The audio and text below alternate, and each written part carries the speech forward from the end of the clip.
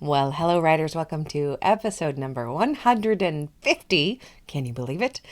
Of How Do You Write? I'm Rachael Herron. I'm so pleased you're here. Today we are talking to the awesome Shamim Sarif, who I found incredibly delightful and smart and witty. And I just felt a real connection with her. And she talks a little bit about marrying our characters to plot organically, which is something that I think is one of the most important things to do in our books. It is the way to keep our readers with us, to make them believe what we're telling them. So I know that you're going to enjoy the interview when we get there. In a little bit of an update, I have a big update. It's a big one. I am pleased to say that I did sell the next book. The next thriller to Penguin Dutton, and it is not official yet. I have not signed the contract, so I shouldn't be saying anything about it. But this is a little bit like talking about your pregnancy when you're in the first trimester. So that actually works because this is my phantom pregnancy / fetal abduction thriller. So it is tentatively called Hush Little Baby. So yes, I'm telling you about it in the first trimester. Hopefully everything goes well. And I'm really happy. I'm very excited. I can't tell you how much I sold it for because I wasn't supposed to do that last time. I got in a little bit of trouble for that. So I can't. But if you listen to my beginning of year money update, which I always do, you'll be able to figure it out from there. Making a little bit less than last time because Stolen Things is not doing as, it's not burning up the charts, but apparently it's still selling well enough for them to want to work with me. So I am very happy about that because I am very excited to write this particular thriller. I can't wait. I have to tell you also that there's this other book that's burning inside me, and it's also kind of burning inside my agent. She really likes it. So I might be about to try to write 2 books at once. I was just talking to my class, my 90 Days to Done class, about it, and they were giving me advice on how to do that. And they were giving me some pretty great advice that I'm going to try. I don't know if I'll be able to do this. I have tried things like this before and have failed. So there's always another try to be had, though. And the worst I can do is not do it and just write the one book that's under contract. So that'll be fine. I will keep you posted on this because wouldn't it be great if we were able to switch our brains so that we could write 2 books at once? A lot of people do it. I have done it in the past when I was working way more than full time, plus writing a novel, plus writing a nonfiction collection of essays. And that worked because the genres were so different. So different, nonfiction to fiction. This would be 2 fiction projects in different genres. So we'll see how that goes. And other news. First mini podcast came out yesterday. Hope you picked it up. Basically what that little podcast is it's an in-betweener. It'll come between episodes every once in a while, maybe once a week or every other week. And in it, I'll just be answering your questions. Basically, it's like this. If you're on the $5 level at patreon.com/Rachael, Rachael, you just get to keep me on retainer to answer all of your questions. And I'll probably answer between 1 and 3 questions per mini podcast. And I will get to every single one of them. So if you'd like to join, you can go over to patreon.com/Rachael and do that. It's already super, super fun. Speaking of that, people who are now having me on retainer include Katrina Turner. Thanks, Katrina, for editing your pledge to $5. Barbara McCullough, dear Barbara, same thing. And same thing for Mel Climo. Thank you, thank you, thank you. Please lay all your questions on me at any time. They can be in the Patreon post, or you can email them to me or tweet me. Basically, I'm here for you to answer anything and everything that you are wondering about. So I've told you my mega news. I'm very excited. I get to write that scary, creepy book. I actually wrote the first 3 chapters to send to my editor as part of the proposal, and she had me edit them back a little bit, dial them back because they were too intense. So I'm quite proud of that. They were too intense. That's enjoyable. And I've told you about the Patreon coaching. Oh, the one thing I want to tell you about, and this is important if you want to do it. This is a time sensitive thing. My Barcelona trip in April begins April 26th. It's a week until May 2nd. It is open. It is already 3/4 full, and I predict it will close in the next few days. So if you are interested in it, go to rachelherron.com/Barcelona. Usually I take a group to Venice every year, and I think me and Venice, we need a little break. I still love that city more than any other city in the world, but I've been there doing business every year for the last few years, which is fantastic. I have worked myself into the position of being able to go to my favorite city and get paid for it. So that is incredible, but we're taking a little time out. I'll go back to her next year. I need to miss her.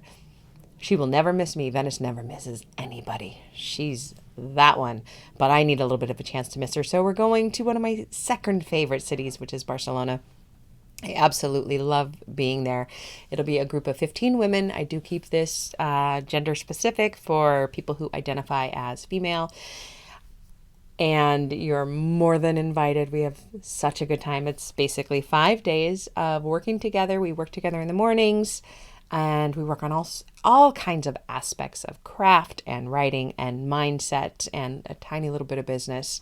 And then in the afternoons and evenings, we just play. We go do things in this city that I love. The hotel that we have is incredible. It's right in the Gothic Quarter, but far enough from Les Ramblas that it's not a pain. And it's right by the cathedral, if you know where that is. So I'm very excited about it. And if you'd like to come, please come. I'll stop talking about it now. rachelherron.com/Barcelona. Sign up soon if you are interested in that at all. Seats are going remarkably quickly. So with that, let's jump into the interview with Shamim. I know that you're going to enjoy it. I hope that your writing is going well. I hope that if you're nanoing, you are wrangling some really awful, terrible words that count towards word goal, that build up your document, which someday you might want to revise into something beautiful. But in nano time, it is not time to write beautiful words. It's time to write fast words. So I hope you are speeding right through, and drop me a line anytime. Tell me how you're doing. Thank you so much for listening, and please enjoy this interview. All right. Well, I could not be more pleased to welcome today to the show Shamim Sarif. How are you, Shamim? I am very, very well. Thank you. And thank you for having me on the show. Oh, I'm thrilled to talk to you. Let me give you a little bit of a bio here. As an award-winning novelist, screenwriter, and film director, Shamim Sarif has built a career on creating powerful female protagonists, and in doing so has earned legions of fans around the world. Her latest novel, The Athena Protocol, is an all-female contemporary action thriller that will be released by HarperCollins in 2019. Which is now as the first in the YA series. The book is currently being developed as a film franchise. Incredibly exciting. An accomplished speaker, Shamim has spoken at TED events worldwide. She and her wife and sons are British Canadian and spend time between London and Toronto. And right now you're in Toronto. We were just talking off air about what a gorgeous city that is, especially at this time of year. I bet it's just perfect. It is absolutely lovely. We've had a few really warm last fall days, and now there's a bite in the air for sure. It's I getting hot out in the I morning. love that bite. We've got a little bit of the bite over here right now, and this is my favorite time of year. So, I would love to talk to you about how you get this all done, how you get so much done. What is your writing process like? Where and when and how, all of that good stuff. Sure. Well, I'm a morning person, so I always think I must have been a farmer in a past life because I can easily fall asleep at 9 o'clock at night, and waking up, 5 or 6 is generally not a problem. Winter is tough, but generally I get up. First thing I do is try to go for a walk if I'm feeling very energetic, a run, and just kind of. I think that for me, that writers often talk about that fear of the blank page or what am I going to write next. So I think my morning is set up as a set of rituals that kind of help get past that. And walking or running is one of those things because you can listen to music, you can listen to a podcast or something, but it's something that you're not thinking about the writing, and yet in the back of your mind, it's kind of germinating. I, Um, I love you know, thinking about those rituals, and I really believe we can kind of self-hypnotize our way into the creative process when we enter it that way. Can you tell me more details about your other rituals? Would love to know. Sure. Well, that's, there's not a huge amount to it. So basically, when I get back, I just try not to check emails, not always successfully, because that's where you can easily get derailed. So my new resolution to myself a few years ago was to really make sure that if it's a writing day for me and I'm not directing or something, I go out for that run, have my breakfast, take a shower, and straight out to what I now have a writing cabin, which is amazing, and get out there and get the 1,500 words done, basically. Writing cabin. I have not heard those two words together before, and I've never heard two more beautiful words together. Is it on your home property? Do you just go outside into your writing cabin? It's literally like 5 steps from the house because we're in London. It's not a massive garden. We're in Wimbledon, but it was the best present ever from my wife, and because she was saying, why aren't you writing? Why aren't you writing? I'm like, well, there's people around, and the doorbell goes, and so suddenly these guys arrived in our backyard with all these planks, and I'm like, this is not going to go well, but it's insulated, it's got a little heater, it's got light, it's just beautiful. I love it, and it's very much a place where people know they can't come out unless there's a raging emergency, so it's great.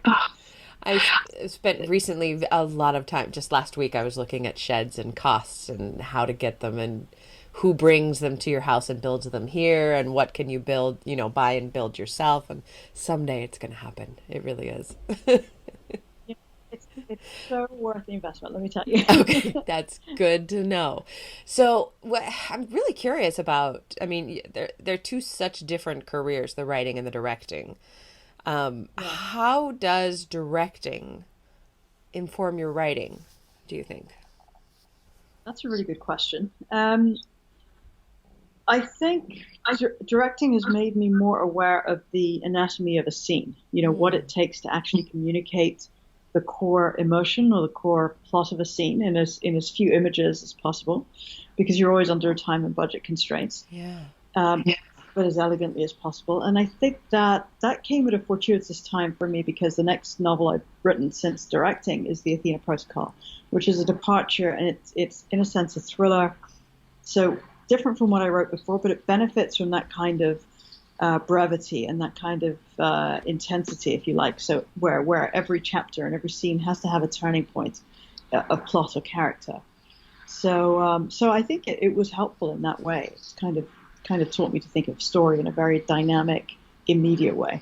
That makes so much sense because as writers, we are God and we can do so much on the page. And for me, a lot of times, I'm an overwriter generally.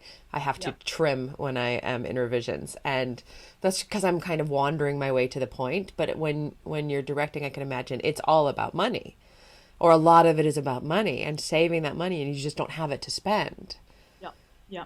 But it's a good discipline in a way because I think there's a possibility when you do any kind of creative work that if you're given a completely blank, you are given a blank canvas when you write, but it's got to come. You can't really deliver War and Peace when you're doing a YA thriller, and you shouldn't try. You can, but I haven't tried it.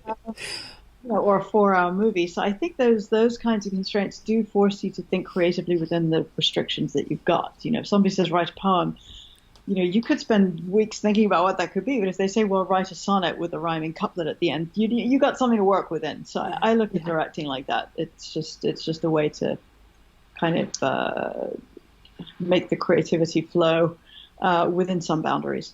This is admittedly a dumb question, but I want to ask it anyway. What do you prefer, writing or directing? It's not a dumb question at all. It's. It might be like asking you to choose a favorite child. It's not fair. It is a little bit. It's not fair, but it seems that I always prefer what I'm not doing. I can understand that. Because there are points after you've been directing on a film for a couple of weeks, you're like, okay, if I really don't want to stay awake anymore and have to talk to people and explain things, I just want to, kill a character if I want to. Right. But then, there are times when I'm alone in my writing cabinet and I'm like, oh, I kind of miss that thrill of being on set and working with a team and getting everybody, to collaborate on that vision because, they're all so talented at what they do when you hire a director of photography and the costume designer or whatever, that it's thrilling, and the actors, to see what they're going to bring to it. So that was a really elegant non-answer, but basically I love both. It seems like you've set up a really beautiful, ideal life for yourself. And I hope that Look, that is true, and that's gorgeous. I'm touching words along the way, but Yes, it's yes. been, I started out a long time ago now, so I feel like it's been a long process to get there. And there have been times when we're working in another business or another job while writing and raising two kids. So now our boys are a little older; they're 16 and 20, and the other interesting thing is I've always written books and films about women of color, often LGBT characters. And just the fact of women in general, none of this has been particularly exciting to Hollywood up till very recently. So it does feel now there's a bit of a groove, and I'm just enjoying the ride. So. That is so lovely. I love that. What is your biggest challenge when it comes to writing? I think now with the Athena Protocol and with the similar books, I think it's the plotting, honestly, because I am very character driven, and I wanted to keep that within these novels, which touch what I think I have. But nevertheless, you're writing a thriller, so there have to be reversals of plot. There have to be surprise twists, and just getting those right and making sure that logically it all makes sense is probably the part that I do spend time on, but it's the part that comes the least easily to me. It's my least favorite part. I'm really resonating with what you're saying because I've always written more relationship novels, and the thriller that just came out from Penguin is my first thriller, and it was so hard. And now coming up with Reading it, yeah, oh, thanks. it is. So hard, so hard. Yeah, I if yeah, I it is. and I'm such a character driven writer, and just thinking about any kind of plot twist seems so forced. So I like it to Yeah. hear that when anybody else says that.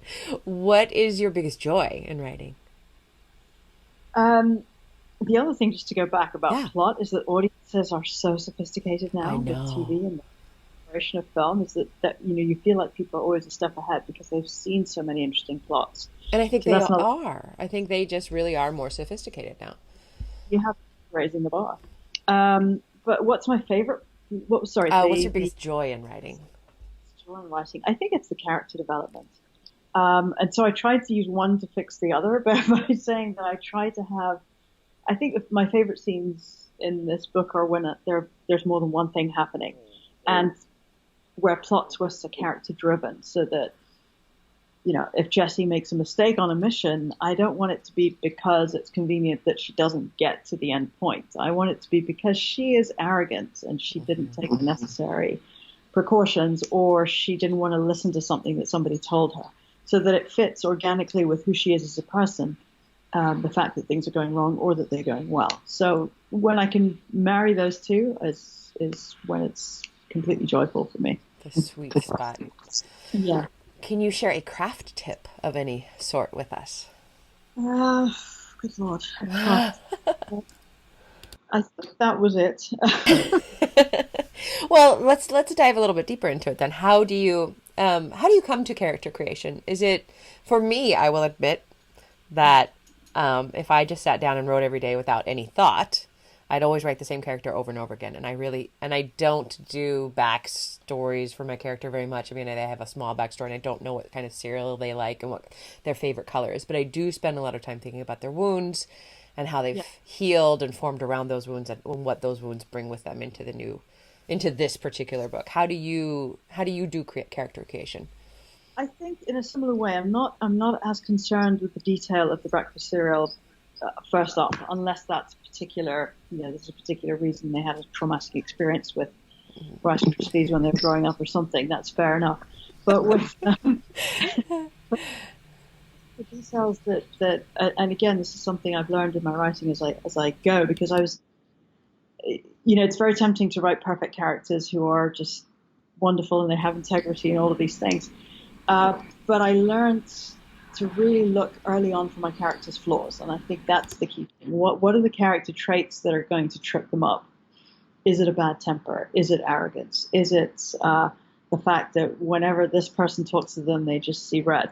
And just to build up those, because when you have those kinds of flaws, you have immediate tension because you know that something's going to go wrong and there's going to be some conflict either between characters or in the story itself. So setting up with that conflict and relating it to the character's flaws is probably my biggest tip that I can give people, rather than, a car accident happens. It happens because the guy wasn't paying attention, or he fell asleep because he stayed up doing something that he shouldn't be doing. Or he was raging because of this anger, or, yeah.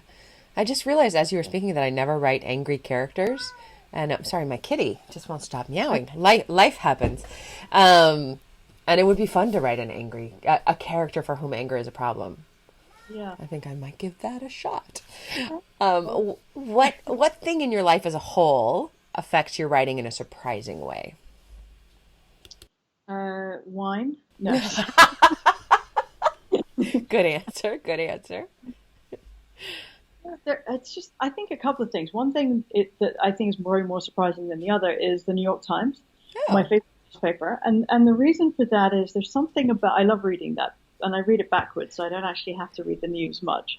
It's more the business, the tech, the science, all of that stuff, the cultural stuff. Yeah. But the way they write stories is often story based. So they will, rather than talk about a famine in Africa, they'll tell you the story of this farmer in this village. Yeah.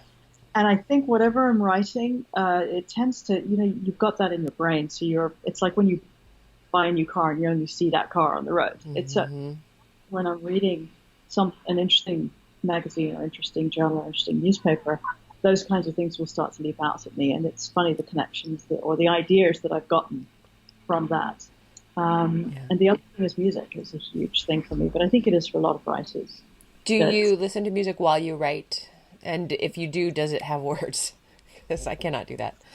No, I don't. I did at one point, and then I realized that when I was actually writing, I was tuning it out entirely. So I was thinking, well, why make it harder for myself? I'll just switch it off. But I do listen to it a lot around when I'm writing, when I'm out in the mornings, and I often build a playlist, always build a playlist for whatever I'm writing.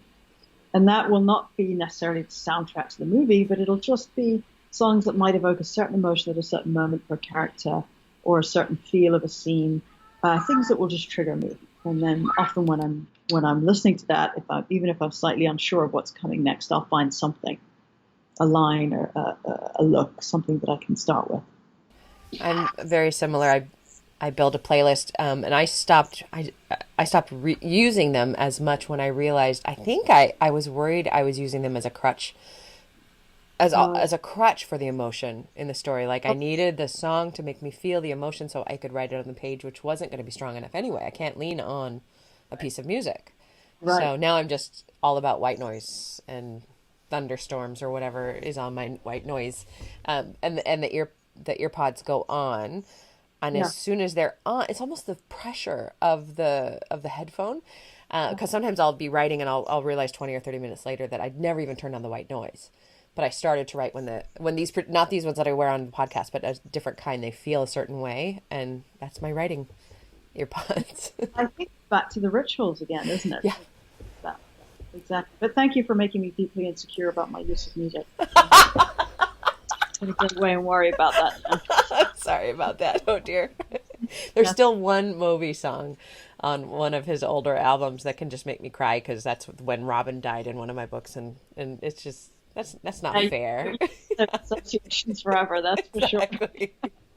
What is the best book that you've read recently, and why did you love it? Oh, that's a tough one. But, I would say it's a novel by Elif Shafak, who's a Turkish writer who lives in Britain, and she happens to be a friend. But I say this absolutely honestly. She's made the book a long list with this book called 38 Seconds in This Strange World.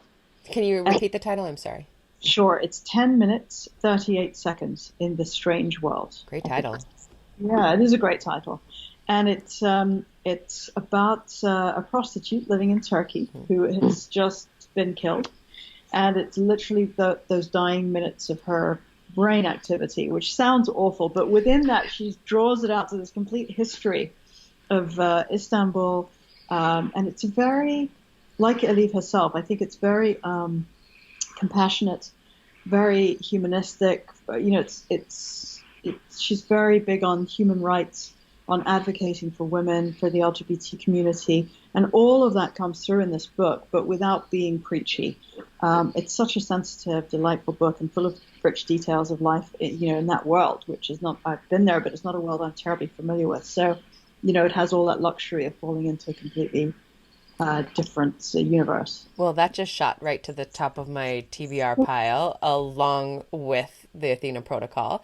And on that note, something that I found, I think it was on your website, I found the Athena Protocol is a feminist thriller about an all-female secret agency who works to stop crimes against women and children all over the world.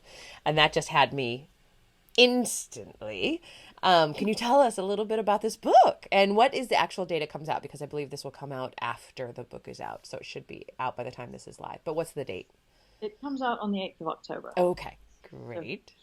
And it's sorry, what was the question? Oh, tell us more about it. It's just such a fantastic premise. Thank you. Well, I came up with it by going to tech conferences, and I think I sat in the audience and I was listening to all these amazing people, the Bill Gateses of the world, who've done amazing things, and now they're looking to solve the problems of the world. So okay, they didn't set up private agencies running, crazy female agents, I don't think, but you never know. Let's hope so. But it sort of gave me the idea because it really bothered me that women and children particularly tend to get left behind, and the poor and refugees and people who are vulnerable to trafficking, particularly, which is one of the great scourges of our time. I think it's 4 million a year are trafficked. And so I thought, well, how would it be if you had a group of super successful women who decided enough with the charity lunches, we're gonna deal with this on the traffickers' terms. Because, of course, then it raises all sorts of moral issues. Is it right to fight fire with fire? Are they really doing the right thing? So there was that element. Plus, I wanted to see women in action where it wasn't, you recover and do your hair and carry on. I mean, if you're dealing with fighting and killing and watching this kind of trauma day in, day out, it takes its toll. And these are young women who've been through a lot already in their younger years that makes them fit to fight these guys. And the trauma of what they do on a day-to-day basis. I wanted to bring that out and see how it was, how a group of women would help each other through that while still running this very, aggressive agency, spy force. That sounds absolutely amazing. And like the thing that I have been waiting to read. So I cannot wait till it comes out. Can you tell us, Shamim, where we can find you on the internet? Yes, anywhere where you can find my name, which is probably the trickiest thing. If you can spell that, ShamimSarif.com, you have me. Because I'm that's my Twitter handle, it's my Instagram. I'm also on Facebook and I have a website, ShamimSarif.com. So I'm probably the most active on Twitter and on Instagram. Perfect. It has been such a treat to talk to you. It has been a delight. And I'm so glad that we connected. And the next time I get to Toronto, if you happen to be in town, I'll give you a shout because... It'd be great. We'll share a butter tart and some coffee or something. I would like that a lot. Everybody does not like the Canadian. Thank you, Shamim, so much for being on the show. And happy writing to you. Thank you. You too. Take care. Bye.